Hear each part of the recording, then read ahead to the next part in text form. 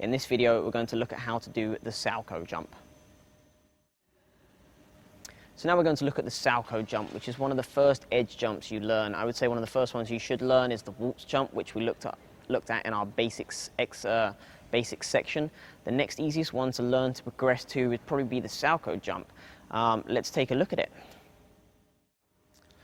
So let's now take a look at the entrance into a Salchow jump. You can come at it from one of two ways. You can either go in from a forward outside 3-turn or from a forward inside mohawk. There are many variations to each of these entrances, but these are usually the two main entrances that I would stick with when you're first learning this. Which one you decide to use is up to you. Maybe play around with both of them and then see which one feels better for you. So let's take a look at both of them. So the 3-turn version of going into this Salchow jump will be a forward outside 3-turn on the left foot. You want a nice strong forward outside edge, but it's not too curved. So you want to be balanced over the edge more than anything. That's the main focus on when you're going into the jumps, is absolutely the balance. If you don't have that, then it's like building foundations for a house. If your foundations are a little shaky, then the whole house is going to fall down. In the same way, if your entrance and balance isn't strong and solid going in, then the whole jump is going to fall down also, maybe quite literally sometimes. So you want to make sure you have balance going in that forward outside 3-turn. Your left arm's in front, your right arm's behind. You turn the 3-turn and you're in a check position. Notice my position here. My right leg is strongly stretched out behind me. My left arm is in front of me. My right arm is strongly checked behind me along with my right leg, and my shoulders are level. At this point, you shouldn't be tipped forward or to the outside or too far to the inside. You want to be relatively neutral with the level of the shoulders going into this jump. The more movement you have, the more you're going to have to correct it when going up into the jump. So make sure you keep them nice. Keep it nice and easy. Keep the shoulders level right from the beginning. So we've done the 3-turn, and in the same respect, to get into the same position, you can do a mohawk. So it will be forward inside mohawk, check. And notice how now I'm in the same position as I would do after my 3-turn. Those are the two different variations of how to get in to the Salchow entrance. So now let's take a look at the Salchow entrance after we've got into our check position. So we're here, we're going backwards on our left foot around on a curve. Not too strong an outside edge, but you want to be in that check position with that left arm in front and that right arm and right leg behind you.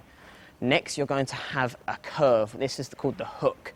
Similar to what you have in a spin when you're trying to generate that rotational momentum.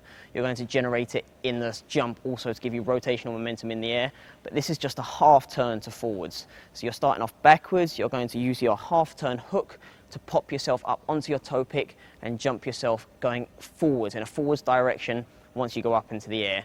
So if we look here, I'm going to go into it with my 3-turn. I start off backwards, half a hook, and jump it to backwards.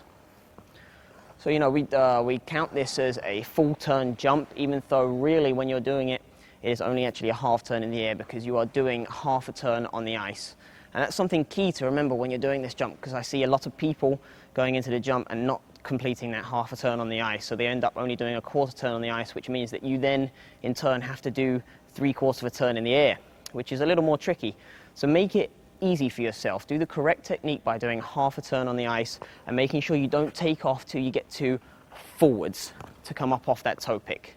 If you try and jump when you've only done a quarter of a turn and you try and jump off the toe pick, your jump will go in the wrong direction. Whereas you want all of your momentum to keep going in the direction that you started off in. So you push this way, check, curve half turn, jump up off the toe pick.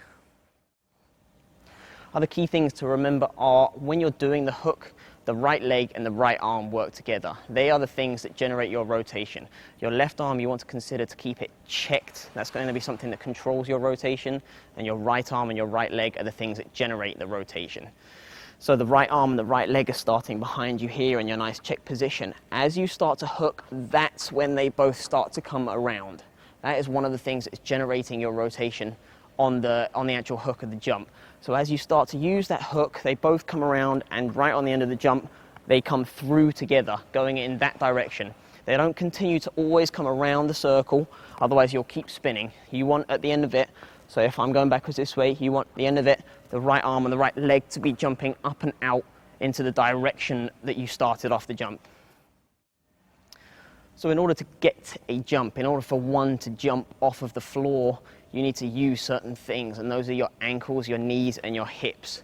So you can see in this position here, when I'm checked, I've done my 3-turn on my mohawk, I'm in my check position, my ankle is bent, my knee is bent, and I'm also slightly bent at the hips.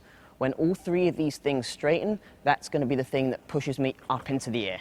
So you want all 3 of them to work together as they're pushing you up. After the 3-turn on the mohawk, you want to be in a nice bent position with a nice bent knee, nice soft relaxed knee, nice bent ankle, so you're over the blade and not too much over the toe or the heel. You're kind of going to be nearer the toe than the middle, but you want to be somewhere in the middle around there. After this, on the end of the hook, they're going to stay bent whilst you're doing the hook. As you prepare to jump, that's when all 3 of them straighten up and you explode up into the air.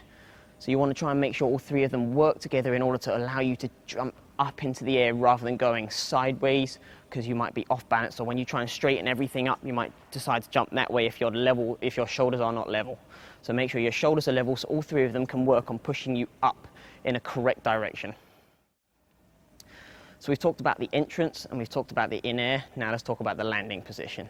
So as you come down, same landing for every single jump. You want to make sure that you come out facing slightly the way you came from, with your head to the right if you're jumping in a counterclockwise direction.